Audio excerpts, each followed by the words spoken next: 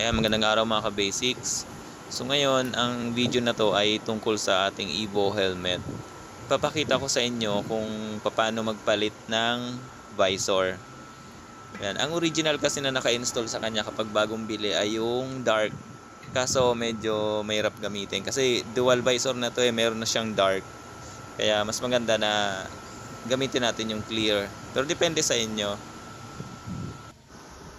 And so dahil medyo mahirap talaga siyang tanggalin or palitan, kaya naisipan kong gawa ng video para may guide na susundan kung sakaling gusto niyo mampalitan or nahihirapan kayo or minsan baka natakot kayo dahil baka mabasag yung ganon. So eto, kung nakikita nyo yung arrow na yan, yung lock niya ay yan yon, yung parang nakalawit. So iharap mo lang siya, ibubuka mo lang muna yung, itataas mo yung visor, iharap mo siya dun sa lock, tapos hatakin mo lang yung lock. Ayan, pag umangat na yan, ibig sabihin tanggal na yung kabila. Ayan, yung tinuturo ko na yan. Tapos hatakin mo naman siya palabas yung kabila, kasi yung kabilang arrow nakatusok pa yon. Ayan, medyo matigas lang siya, pero huwag kayo matakot kasi hindi naman siya basta mababasag. Matibay yan. Yan naman talaga yung design niya. Yan, lalaruin mo lang ng konti yan. Dapat pasok na pasok siya dun sa parang square. Nakikita nyo na square na yon. Ayan, yung lock, di ba? Nakikita natin. Medyo matigas. Pupersahin mo lang ng konti, angat ng konti, tapos hatak. Ayan, medyo matigas talaga siya. Pero huwag kayo matakot, diyan basta mababasag. Tsaka may spring naman siya, kaya nilalak lang niya yung sarili niya. Yan, pag tumunog yan, tanggal na yan. Ayun, nakasabit kasi yon. Kailangan mo lang siyang hatakin pabaliktad. Ayan, yung nakalawit na yan, yan yung nakasabit dun sa loob. Kailangan mahatak mo siya. Medyo matigas talaga siya, kaya matatakot ka magpalit. Ayan, no. Medyo mahaba yung nakalawit. Parang hook, parang naka-hook siya sa loob. Okay, tapos sa kabila, ganun din. Pero bago natin siya gawin sa kabila, since tanggal na kasi yung kabilang side, maaaring mag-cause ng ng gasgas. Kaya dapat anuhin mo siya, lagyan mo ng sapin, hanap ka ng yung foam niya o kaya kahit tela o panyo, ganyan. Takpan mo lang yung kabila kasi pwedeng magasgas kasi yan sayang naman, magagasgasan yung helmet mo. Ayan, pag nasapinan nyo na, baliktarin nyo na para dun tayo sa kabila. Ngayon, ibuka mo lang, itaas mo lang yung visor. Yan. Para sasakto dun sa lock.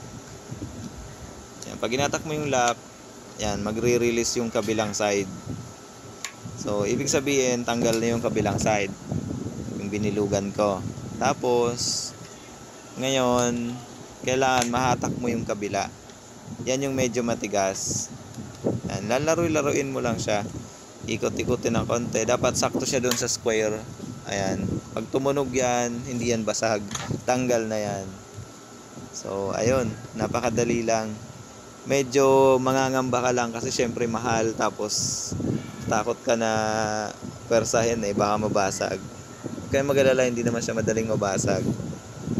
Pero syempre, ingat din.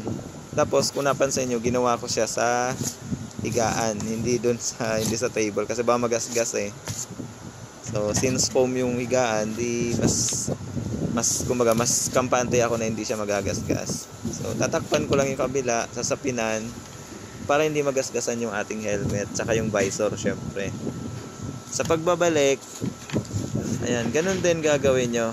Dapat nakaangat, yan, nakataas or nakabukas yung visor. Tapos, isasakto mo siya doon sa lock. Ipapasok mo siya doon sa butas. Yan. Ayan. Dapat pumasok siya doon sa butas na yan. Pero medyo matigas yan na kailangan idiin mo talaga. Tapos yung kabilang lock, ayan, i-release mo lang yung lever na yan. Maglalak na yan. Pero kailangan maipasok mo muna yung isa sa isang side. Ayan, so ito gagawin ko.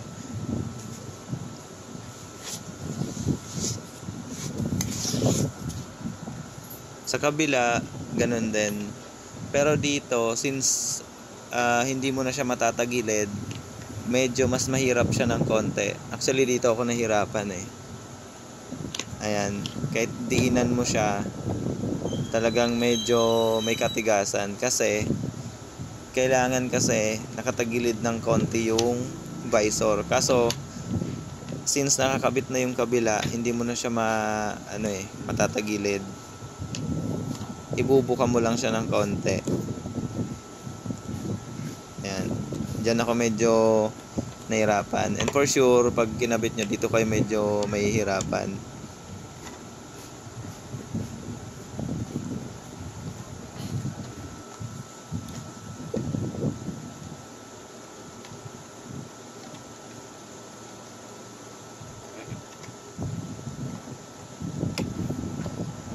Medyo matigas siya pero alalay lang sa hawak. Ayan.